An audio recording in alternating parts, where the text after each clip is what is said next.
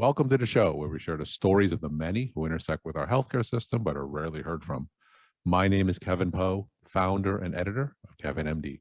Today in the show, we have Helen Riess. She's a psychiatrist and she's the founder of Empathetics, which is a company providing empathy education to healthcare professionals and other industries. She's also the author of the book, The Empathy Effect: 7 Neuroscience-Based Keys for Transforming the Way We Live, Love, Work, and Connect Across Differences. We'll get into your book and article in a little bit, but first off, can you share your story and journey to where you are today? I grew up in a family that was very traumatized in World War II and came to the United States, really had to start over.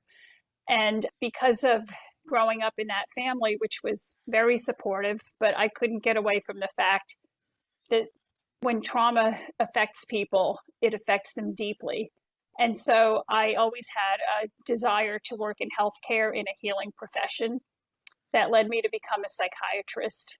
And by listening to my patients, I realized over the last almost 2 decades that there's been a resounding cry for more empathic care, more listening, more curiosity, and more continuity of their care.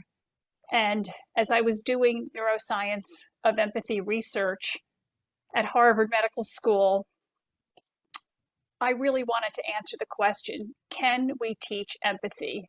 Or is it really something you're just born with or not?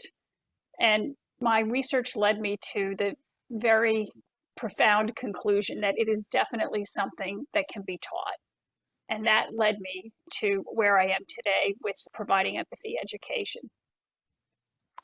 Why do you think there could be improvement in the amount of empathy that clinicians can demonstrate to patients? Well, I've witnessed it firsthand, at Mass General, where I've been working for many, many years. I was initially called to shadow some people who were, having some challenges. And I realized that with implementing a few basic behaviors and tips, that people could connect better, when they were more mindful of how they were entering the room, how they were resetting their curiosity and expectations, and how they could be prepared to really meet that patient where they were. And that led to doing a randomized controlled trial of the training that I developed. And so we actually really have proof that we can move patients' perceptions of their physician's empathy significantly higher. And so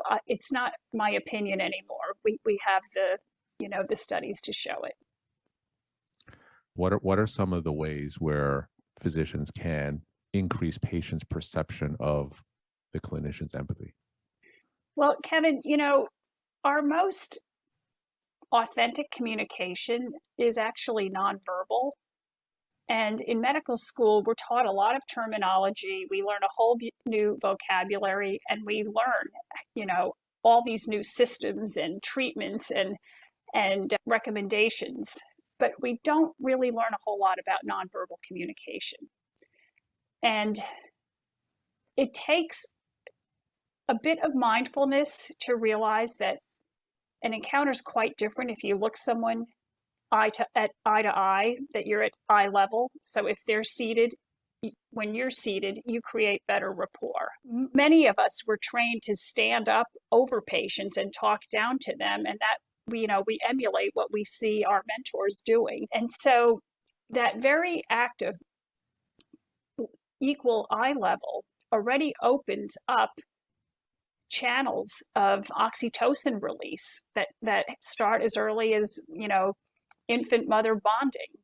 But if we're not looking at patients and staring at computer screens and so busy typing that we never meet their gaze in a meaningful way, we've lost a huge opportunity for genuine connection. All right, let's transition into your article and book. The article is titled How to Preserve Empathy in Medicine, and it's an excerpt from your book, The Empathy Effect: 7 Neuroscience-Based Keys for Transforming the Way We Live, Love, Work, and Connect Across Differences. Now, for those who didn't get a chance to read that article, can you just walk my audience through it and share the story of why you decided to write it? Well, we are living through, and I'm sure many of us wish we could say we have been through, a pandemic that hasn't happened to this degree in a century. And everyone is getting really burned out. We've had more patients, sicker patients, patients who can't see their relatives. I mean, we've just been through what some people describe as a war zone. And when we get this depleted in taking care of others, we often just neglect ourselves. And the idea of self empathy is very foreign to most medical professionals. Self denial is something that comes much more naturally because just to become a physician, there's a lot of self denial involved. And so the idea of self empathy can often be confused with selfishness, but it's actually self preservation. You mentioned the 7 keys for connecting with others. That's the tagline of my book. Those keys actually apply just as well to ourselves. So, the 7 keys are spelled out in the book, in great detail, but the first one is eye contact. And, many of us stand in front of the mirror combing our hair and brushing our teeth in the morning, but what do we see when we actually make eye contact with ourselves? Like, are we seeing somebody who's looking forward to the day, who's well rested, who's looking exhausted? Like what's coming back? Because many of us never think to check in with ourselves, almost like an outsider looking in to say, how are you doing? And, I have this empathy acronym, which is, what the book is kind of based on. The M is for muscles of facial expression. And that's because there's no F in empathy, so I had to use the M. But, what's our face saying beyond what we're seeing in our eyes? And these are the very skills we need to be paying attention to ourselves so that we have the energy to pay attention to these signals when we're talking to other people. And the P is for posture. Are we slumped over, like looking like, how am I going to slog through another day? Or are we feeling like I'm ready to, go to work and do what I love to do? And do we remind ourselves that we once really loved what we do and we still can? But if we don't replenish ourselves, we're showing up kind of half empty. So these are the keys that prompted me to write the article about why we need empathy in medicine, because this is what our patients need and want. And if we show up half empty or worse, we're giving that person a bad experience. And when people are sick, lonely, and wondering, am I going to make it? Am I ever going to recover? Or, will I be able to get that operation because everything's on hold and I'm really worried that I'm not getting the care I need? Are we showing up in a way that actually calms our patients and gives them reassurance and reminds them that they are not falling through the cracks? Or are we making mistakes?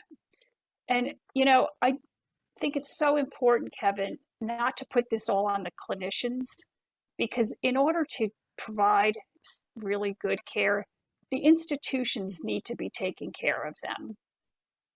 And, treating healthcare professionals like cogs in a wheel that don't need grease and don't need a checkup now and then is just missing the fact that you can only get so much good care out of good people when you support them.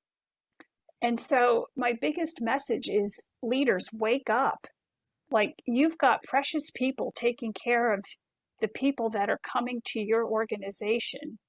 And we have to figure out how to support them financially, emotionally, to have mental health resources available in a non-shaming way, and to create some community cohesion around, some group activities.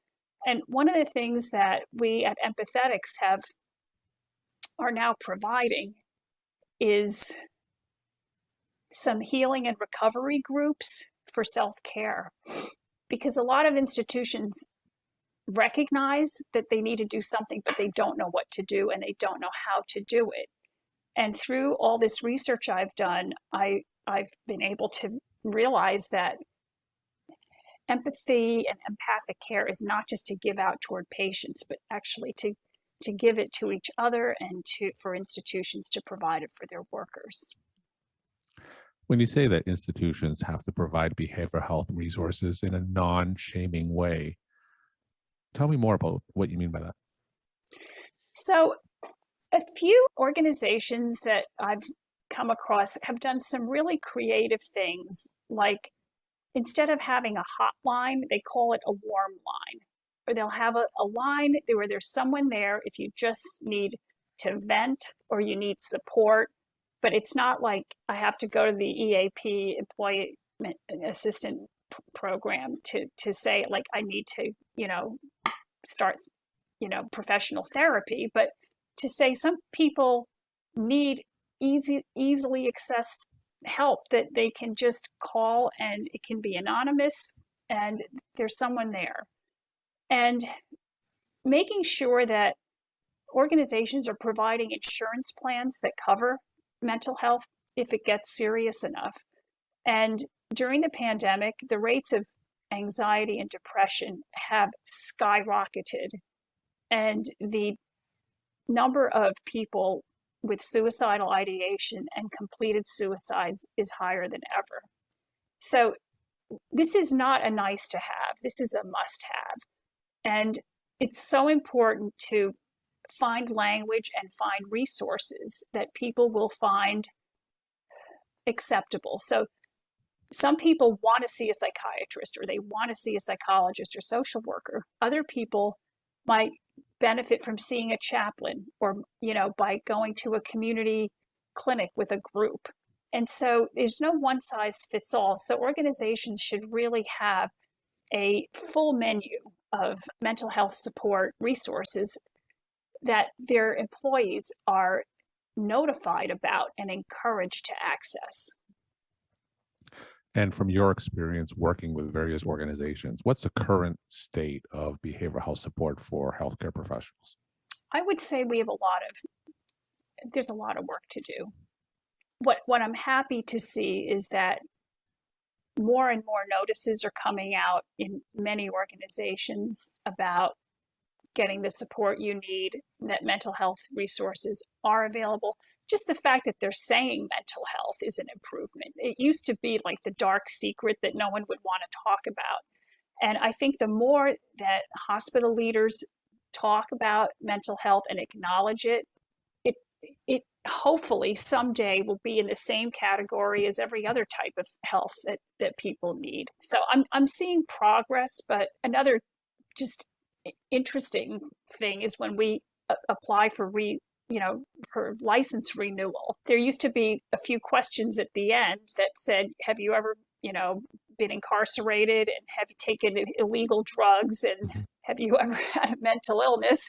And so these things are all kind of grouped together into, categories where you just are wanting to say no to everything. Mm-hmm. And I think that some medical societies are relooking at these questions to be, less shaming and less punitive. And if they're not, that's something they could do to not make getting mental health help, akin to committing some kind of crime. So if I'm a healthcare professional, and let's say I've read your book and I've gone through the empathy acronym and realized that there's a problem, I may be burnt out, what's my next step after that? Well, there are many degrees of burnout, and it's kind of an umbrella term that many people are starting to realize there's many layers to burnout. It could mean I need a day off. It could mean I need to get someone to help me around the house. So people have to, really check in with themselves and ascertain what's going on with me. And one really important distinction is, am I burned out, meaning I am exhausted and I need rest, or Am I losing a sense that I'm even good at my job? Like, do I feel every day that I haven't lived up to the top of my license? And am I experiencing what's called moral injury, that I'm not able to provide the care that I want to? And that's much more serious, because it means that the institution isn't able right now perhaps to support people to do their jobs as well as they want to do them. And another check is, am I starting to treat patients like objects, like, oh, there's one more, only 4 more to go? Am I starting to feel like I'm just getting through a list? And if those things are happening, it's time to talk to somebody and to figure out, how are you going to take care of yourself? And there's no one size fits all, Kevin, but some people need to cut back on their work. Some people need to say, if I'm going to do this job, I need a medical assistant, I need a physician assistant, I need support. I think one of the hardest things is for health professionals to ask for help. And we also have to be awake to recognizing when our peers and our colleagues are starting to suffer, and to lend a hand and help nudge them. Is it serious enough that they really should make an appointment and think about not just talking to somebody, but maybe needing some antidepressants? Or is this somebody that you want to say, let's get together after work and just like have a download about how it's going? So we have to be watching out for one. We're talking to Helen Riess. She's a psychiatrist and she's the author of the book, The Empathy Effect: 7 Neuroscience-Based Keys for Transforming the Way We Live, Love, Work, and Connect Across Differences. Helen, what are some of your take-home messages that you want to leave with the Kevin MD audience? Well, first and foremost, empathy can be taught. So if you think like, I just don't have it or I lost it, you can get it back and you can improve. What we've mostly been talking about today is self-empathy. And remember, you are the most valuable person in the world. And you're not going to be helpful to anybody else if you don't take care of yourself. And third, if you feel like you're running low, or feeling like you're ready to quit your job, or that you just can't wait to retire, find someone to talk this through with, to understand whether you're responding to a moment in time where you maybe feel like throwing in the towel because it's been so hard, or whether this is really, the next step in your career. But be mindful and talk to people and connect, because that's the best way to get to know yourself. Helen, thank you so much for sharing your time and insight. And thanks again for being on the show. Thanks for having me, Kevin.